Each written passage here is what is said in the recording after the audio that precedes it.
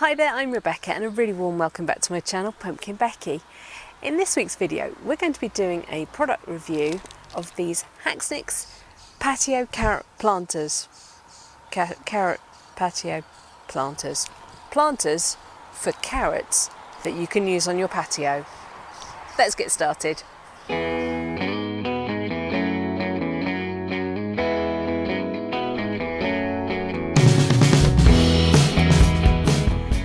I don't know about you, but I'm having a spectacularly bad time getting carrots to germinate this year.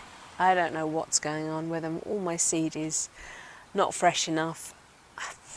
So I went onto the King Seeds website and I got myself a new packet of seeds. This is Carrot Romance. It's an F1 variety.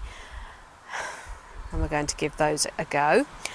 And they were also doing an offer on this Haxnicks 2-pack of Carrot Patio Planters, and I thought the square foot bed is absolutely overflowing at the moment. I think I've got, out of 70 something squares, I've only got 3 available over there and about 4 available in this side, so I'm running out of space fast. And I'm really desperate to get some carrots going this year. So I thought, I've got plenty of space between the 2 beds. I could get hold of these, do a review on them, and maybe pop them down the middle of my square foot beds. Each one measures 45 centimetres by 30 centimetres, and they're 30 centimetres deep. I've seen other kits a bit like this from Haxnicks, and they are more like 20 centimetres deep. So these have got the extra depth for the carrot roots. Let's get into the package.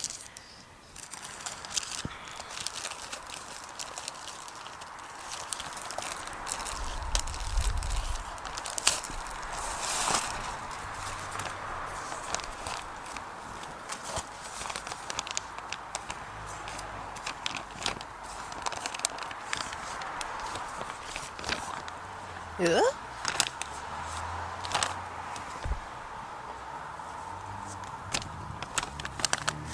Ah. I got very confused there for a second. Right, yes, it is a rectangular trough, effectively. It has drainage holes in the bottom which have nice, robust looking eyelets. They've also got them in the sides. They've got stiffening bars here sewn into the top of the trough section on the long sides, not the short sides. I guess that's so it all folds down for packaging purposes. And that will sort of help keep its shape when it's filled with compost.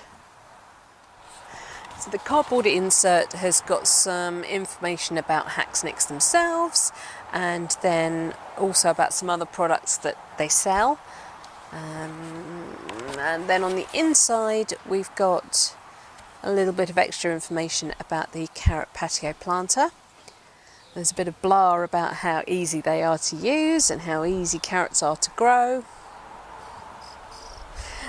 And then there is a growing guide. It says here, place a thin layer of gravel or other suitable material into the bottom of the planter to help drainage. I'm going to use my Ecoco plant pot drainage layer. I always forget the name of that, but you know the one. There'll be a link to it in the bottom. Then it says fill with good quality multi-purpose compost to approximately 4 centimetres from the top of the planter.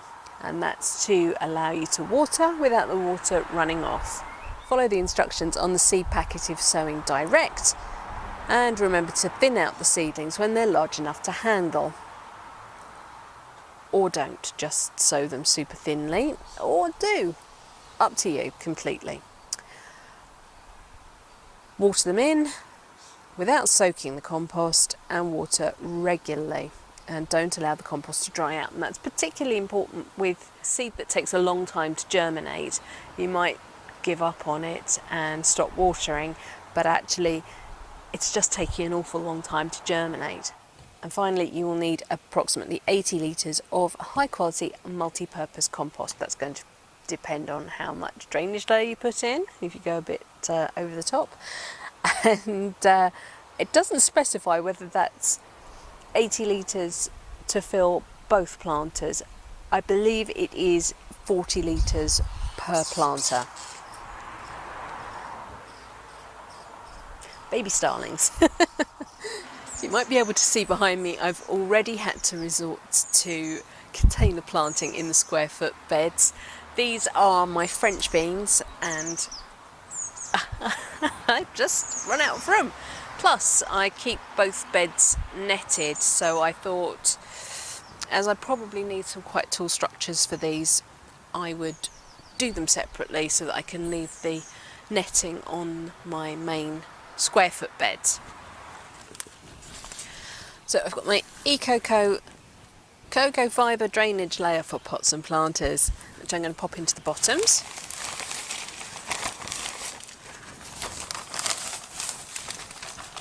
I'm hoping I've got enough. It does fluff up a lot, but not that much.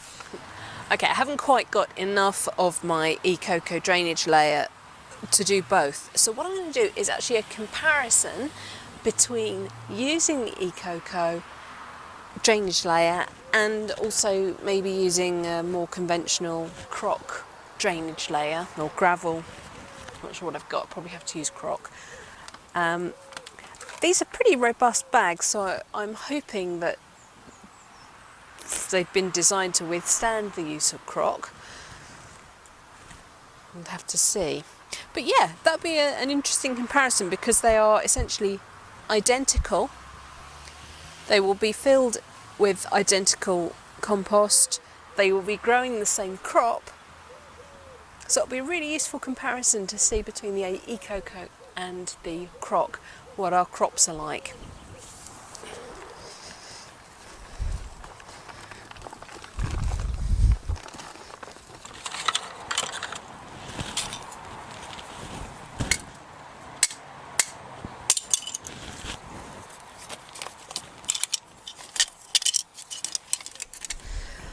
So I can see why they suggest using gravel rather than crock for this. This particular crock has cracked in a very pointy way, and I would be a bit concerned about maybe the crock punching holes in the plastic. But it's all I've got at the moment. Maybe if you've got some really well worn down crock that you've been using for years and years, then it would be okay. But yeah, probably stick with the gravel, or better still, the Ecoco fibre. You also need a heck of a lot of crock to fill the bottom of this planter.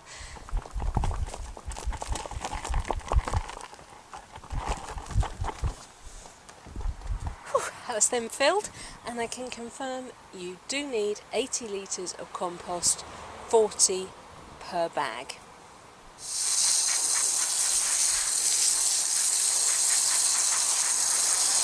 If there's one complaint I had about the bags, it would be that they aren't terribly square where they've been sown. So we've actually got this side much wider than the front edge. You're probably not seeing that on camera, but in person it's quite apparent. I've actually got them opposite ways round, so this one, the wide edge is at the front here. I don't think it's the way I've filled them. It's just how they're supported. And for somebody who likes straight lines and right angles, never mind. The rows can be straight. So there's now had about half an hour for that watering to just drain through. And I've gone round and just filled any gaps that have been formed by the watering, and it's time to get planting. So the packet instructions say that these are a main crop vegetable We're going to sow them outside thinly in rows 2 centimetres deep, and it's saying we need 30 centimetres between rows. Well, we can't achieve that unless we did one row in one and one row in the other. So I'll do 2 rows close-ish together. If we were doing them into the square foot beds, then we could aim for 16 carrots per square. Obviously your density is slightly different when you're sowing in rows as opposed to sowing very specifically in square foot gardening, and that's what makes square foot gardening so economical in terms of how much produce you can pack in.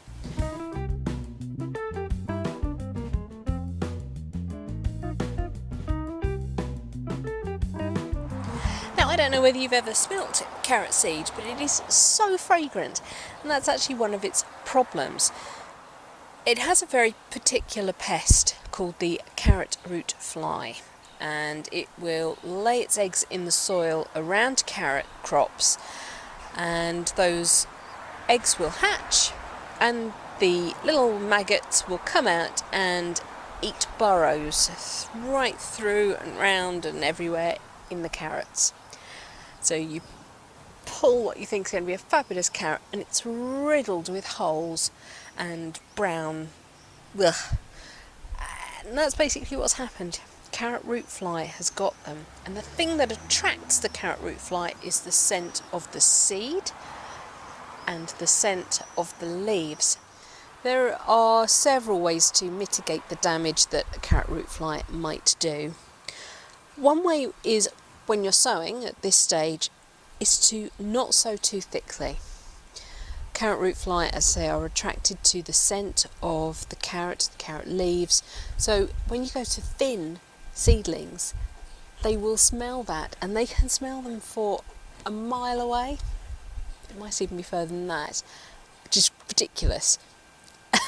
By sowing thinly, you then don't need to come back later once you have plants growing and thin them out, so that you're then not brushing the leaves, releasing the scent, and the carrot root fly aren't attracted to it. Something else you can do is to do your thinning out on a cooler, damper day, or perhaps in the evening when the flies aren't around.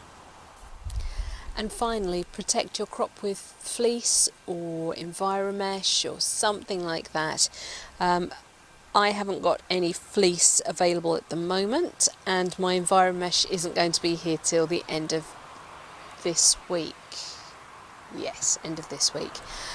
So my crop is going to have to take care of itself for a week, but it should be okay.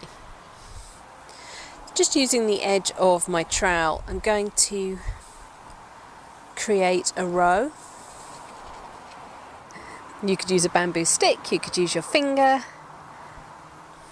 and then I'm going to take a pinch of the seeds in my fingers, and I'm going to roll them so that they should hopefully drop in a nice even line down each drill. And that can take a little bit of practice to get your rolling action nicely consistent.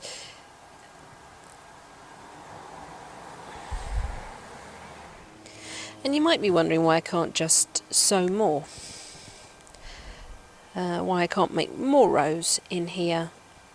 And the simple fact is that the closer you grow things together, the smaller your crop will be. I could add another row in, I could have done 3 rows across here, but the resulting carrots would have been very small.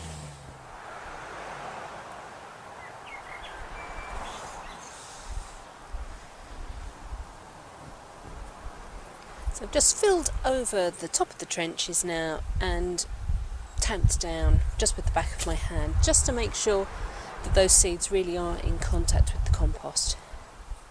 And there's one other thing that you can do to help prevent the carrot root fly smelling your carrot crop, and that is to plant in a varied way, which square foot gardening is perfect for, because you have no huge number of any one thing, on its own. It's not a monoculture, it's diverse.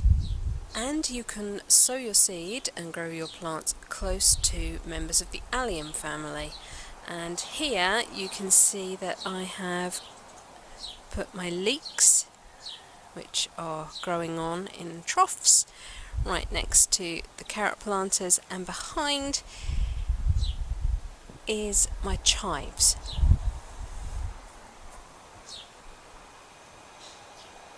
And I am also growing onions on the left, and there are some more onions on the right. Now you might just be able to see that I have popped some black netting over the top and tucked it in around the edges, and that is to prevent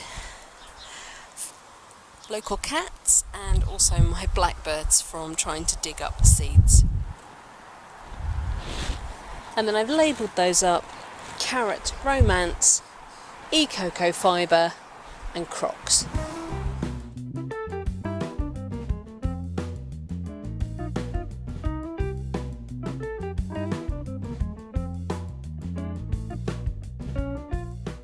The planters were, I think, £11.50 for the two, something like that. So they came out at £6 something each, which I suppose, I mean, if you're buying a planter, you could easily be spending that much on a plastic planter. They did take as much compost as they said they were going to. They are nice and deep, so for root crops, great. Don't bother sowing Parmex or something like that, the little round ones in there. That's just a waste of compost. So we'll see how they do.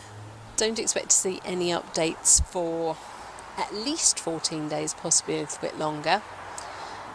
And yeah, let's see if we get some better germination going on in here. Right, that's it for this week's video. Thank you so much for watching. Please remember to rate, share and subscribe to me here on YouTube. And until next time, bye.